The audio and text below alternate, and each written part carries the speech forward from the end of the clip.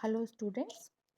Last time पे हमने covalent bonding में sp3 sp2 sp hybridisation, dsp2 hybridisation, sp3d sp3d2 sp3d3 hybridisation के बारे में पढ़ा था। आज हम वेस्पर थ्योरी, संयोजकता कोश इलेक्ट्रॉन युग्म प्रतिकर्षण सिद्धांत, वेस्पर मतलब valence shell electron pair repulsion theory पढ़ेंगे। इस सिद्धांत के अनुसार किसी परमाणु की ज्यामिति उसके केंद्रीय परमाणु को घेरे रखने वाले बंधी और अबंधी बॉन्डिंग इलेक्ट्रॉन और नॉन बॉन्डिंग इलेक्ट्रॉन पेयर की संख्या पर निर्भर करती है। ये इलेक्ट्रॉन स्वयं को इस प्रकार से व्यवस्थित कर लेते हैं कि उनके बीच में न्यूनतम रिपल्शन हो, जिससे कि अणु की एनर्जी भी न्यूनतम हो और वो स्थायी हो। न्यूनतम रिपल्शन और मिनिमम एनर्जी से मॉलिक्यूल स्थायी होगा। इस सिद्धांत के निम्न नियम हैं। यदि किसी अणु के केंद्रीय परमाणु पर केवल बंधी युग्म है तो अणु की ज्यामिति नियमित होगी। केंद्रीय परमाणु के बाह्यतम कोश में इलेक्ट्रॉनों की संख्या के आधार पर उनकी आकृति, उनके बंध कोण और उनके उदाहरण निम्न सारणी में दिखाए गए हैं। जैसे केंद्रीय परमाणु के बाह्यतम कोश में 2 इलेक्ट्रॉन है तो वो रेखीय होगा, उसका बंध कोण 180 डिग्री होगा और उदाहरण है BeCl2। 3 इलेक्ट्रॉन होने पर समतल त्रिभुजीय 120 डिग्री का बंध कोण और एग्जाम्पल BF3। इसी तरह से 4 बाह्यतम कोश में इलेक्ट्रॉन होने पर वो चतुष्फलकीय होगा, 109 डिग्री का उसका एंगल होगा और मीथेन इसका एग्जाम्पल है। 5 केंद्रीय परमाणु के बाह्यतम कोश में 5 इलेक्ट्रॉन होने पर त्रिभुजीय द्विपिरामिडी, 120 डिग्री और 90 डिग्री का कोण, PCl5 इसका एग्जाम्पल। 6 इलेक्ट्रॉन होने पर octahedral structure, 90 degree bond angle, SF6 इसका एग्जाम्पल। और 7 आउटर मोस्ट ऑर्बिट में इलेक्ट्रॉन होने पर पंचभुजीय द्विपिरामिड, पेंटागोनल बायपिरामिड स्ट्रक्चर होगा, बॉन्ड एंगल्स 72 और 90 डिग्री के होंगे और एग्जाम्पल्स IF7 है। दूसरा नियम इसका कि यदि केंद्रीय परमाणु पर बॉन्डिंग इलेक्ट्रॉन और नॉन बॉन्डिंग इलेक्ट्रॉन दोनों प्रकार के इलेक्ट्रॉन हों तो ज्योमेट्री सिमेट्रिक नहीं होती, तो ज्योमेट्री थोड़ी सी डिस्टॉर्ट हो जाती है। और एसिमेट्रिक ज्योमेट्री का जो कारण है वो क्या कारण है कि अगर लोन पेयर और बॉन्ड पेयर दोनों तरह के इलेक्ट्रॉन होते हैं केंद्रीय परमाणु पर, तो वहां पर lone pair repulsion, lone pair repulsion से अधिक, bond pair repulsion, lone pair से अधिक और lone pair bond pair reaction lone pair bond pair से अधिक होता है। तो यहाँ पर लोन पेयर और बॉन्ड पेयर जैसे उपस्थित होंगे उनके रिपल्शन के फलस्वरूप ज्यामिति असममित हो जाएगी और हमको बॉन्ड एंगल डिफरेंट मिलेंगे, भले ही हाइब्रिडाइजेशन सेम हो। जैसे हमको एक एग्जाम्पल से आपको बताते हैं कि मीथेन, अमोनिया और वाटर, पहले भी हम बता चुके हैं कि मीथेन और अमोनिया और वाटर में हाइब्रिडाइजेशन सेम है sp3। यहाँ पर मीथेन CH4 के आउटर मोस्ट ऑर्बिट में 4 इलेक्ट्रॉन, अमोनिया के आउटर मोस्ट ऑर्बिट में 5 इलेक्ट्रॉन, नाइट्रोजन के और ऑक्सीजन के आउटर मोस्ट ऑर्बिट में 6 इलेक्ट्रॉन होते हैं।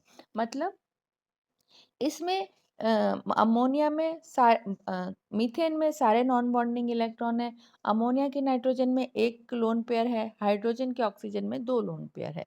तो एकाकी युग्म कितना है? CH4 में 0, NH3 में 1 और H2O में 2। बॉन्ड एंगल इसका 109, 107 और 105। तो बॉन्ड एंगल में जो कमी है 0 से 2 डिग्री और 2 डिग्री से 4 डिग्री पाई जाती है।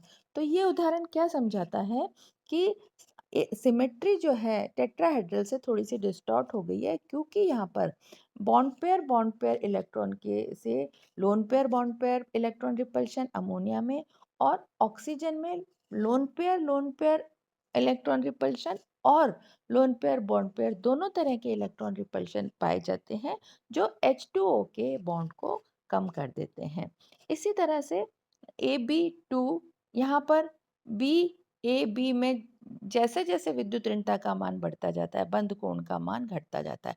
सपोज आपका NH3 में H है और NF3 में F है, तो यहाँ पर विद्युत ऋणता का मान फ्लोरीन में हाइड्रोजन की तुलना में अधिक होगा, तो यहाँ पर ये बॉन्ड एंगल के मान को कम कर देते हैं। अमोनिया में इलेक्ट्रॉन पेयर नाइट्रोजन के पास और NF3 में इलेक्ट्रॉन पेयर फ्लोरीन के पास होते हैं, विन्यासित होते हैं, क्योंकि जो ज़्यादा इलेक्ट्रोनेगेटिव होगा वो अपनी तरफ इलेक्ट्रॉन्स को आकर्षित करेगा और जो जितना ज़्यादा इलेक्ट्रोनेगेटिव होगा उसका बॉन्ड एंगल उतना ही कम होता जाएगा। चौथा नियम विस्पर थ्योरी का कि केंद्रीय परमाणु में पूर्ण पूरित कोशों में इलेक्ट्रॉन पेयर बीच प्रतिकर्षण आंशिक रूप से भरे कोशों के इलेक्ट्रॉन से अधिक होता है। मतलब जो फुल्ली फिल्ड ऑर्बिटल्स हैं उनमें इलेक्ट्रॉन रिपल्शन अधिक होता है, जो पार्शली फिल्ड ऑर्बिटल्स हैं उनमें इलेक्ट्रॉन रिपल्शन कम पाया जाता है। जैसे H2O और H2S। तो H2O में क्या है आपके कि 2s और 2p ऑर्बिटल होते हैं, जबकि H2S में 3s 3p के साथ S में 5d ऑर्बिटल भी उपस्थित होते हैं। तो H2S और H2O की अपेक्षा H2S में H2O की अपेक्षा प्रतिकर्षण कम होगा, क्योंकि इसका जो पांचवा d ऑर्बिटल काम में हम ले रहे हैं, तो कोण का मान, बॉन्ड एंगल का मान भी कम होगा। इस प्रकार अमोनिया का बॉन्ड एंगल 107 तो फॉस्फीन PS3 की अपेक्षा 93.5 अधिक होता है, क्योंकि फॉस्फीन में आपके पास फॉस्फोरस है जिसमें डी कक्षक पाए जाते हैं। तो इस सिद्धांत से हम कोवेलेंट बॉन्ड में विभिन्न तरह की संरचनाओं को समझा सकते हैं, लेकिन फिर भी इस सिद्धांत के भी कुछ दोष है जो इस प्रकार हैं। यह सिद्धांत उन अणुओं की ज्यामिति को नहीं समझाता जिसमें अत्यधिक ध्रुवीय बंध उपस्थित होते हैं। उदाहरण के लिए लिथियम ऑक्साइड की संरचना H2O के समान होनी चाहिए, लेकिन लिथियम ऑक्साइड तो रेखीय है और H2H हमारा बॉन्ड एंगल बनाता है। तो ये सिद्धांत उन अणुओं की आकृति को भी नहीं समझाते जिसमें अधिक डीलोकेलाइज्ड पाई इलेक्ट्रॉन उपस्थित होते हैं।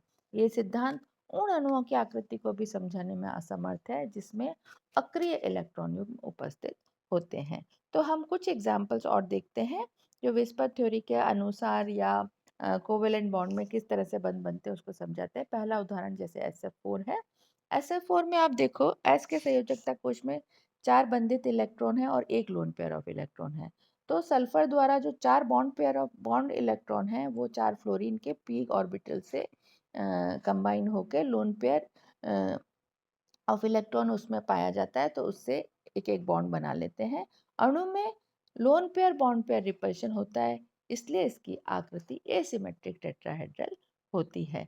इसी तरह से ICl2 में हम देखते हैं आई सेंट्रल मेटल सेंट्रल आयन है जिसमें 3 लोन पेयर ऑफ इलेक्ट्रॉन है और 2 singly bond pair electron chlorine के साथ बॉन्ड बनाते हैं। और यहाँ पर हम देखते हैं कि ICl2 लीनियर ज्योमेट्री का होता है और 3 जो बॉन्ड पेयर वाले ऑर्बिटल है वो ट्रायंगल पर स्थित होते हैं। इसी तरह से H3O पॉजिटिव को देखते हैं तो यहाँ ऑक्सीजन की sp3 संकरित अवस्था होती है। H3O पॉजिटिव हाइड्रोनियम आयन के ऑक्सीजन परमाणु के संयोजकता कोश में 4 इलेक्ट्रॉन पेयर होते हैं। इन चार इलेक्ट्रॉन्स मतलब 4 संयोजकता कोश में 4 इलेक्ट्रॉन पेयर होते हैं। इन 4 इलेक्ट्रॉन पेयर में से 3 बंधित इलेक्ट्रॉन युग्म और 1 लोन पेयर ऑफ इलेक्ट्रॉन होता है। तो बॉन्डिंग इलेक्ट्रॉन पेयर के द्वारा ऑक्सीजन परमाणु 3 हाइड्रोजन से संलग्न रहती है। यहाँ पर 2 सिग्मा बॉन्ड और 1 सिग्मा डेटिव बॉन्ड बनता है। ऑक्सीजन में लोन पेयर ऑफ इलेक्ट्रॉन का इलेक्ट्रॉन में एक त्रिविम में बंधित इलेक्ट्रॉन युग्मों से अधिक स्थान घेरता है। इस कारण तीनों OH बंध अंदर की ओर बढ़ जाते हैं और बंध कोण के मान को कम कर देते हैं। एक बंध कोण कम हो जाता है, फलस्वरूप H3O आयन की आकृति त्रिकोणीय पिरामिडीय हो जाती है। तो इस तरह से हम देखते हैं कि विस्पर थ्योरी में हम क्या चीज समझाना चाह रहे हैं। वैलेंस शेल में जो इलेक्ट्रॉन पेयर है उसके रिपल्शन की वजह से कंपाउंड्स की ज्योमेट्री किस तरह से प्रभावित होती है। तो यहाँ पे हमने विभिन्न एग्जाम्पल्स के आधार पर ये चीज पढ़ी कि किसी अणु की ज्यामिति उसके केंद्रीय परमाणु को घेरे रखने वाले बॉन्डिंग इलेक्ट्रॉन और नॉन बॉन्डिंग इलेक्ट्रॉन पेयर्स की संख्या पर निर्भर करती है और उसी के आधार पर उसकी ज्यामिति को हम निर्धारित करते हैं। तो यहाँ पर हमने आज विस्पर थ्योरी पढ़ा। इसके इसके कुछ एग्जाम्पल्स और इसके, लेकिन इसमें भी कुछ दोष हैं। तो और उसके बाद इसके दोषों को अध्ययन करने के बाद हम एक नई और थ्योरी पढ़ेंगे जिसको हम मॉलिक्यूलर ऑर्बिटल थ्योरी कहते हैं। तो आपको नेक्स्ट क्लास में विस्पर थ्योरी के दोष और उसके बाद मॉलिक्यूलर ऑर्बिटल थ्योरी कराएंगे।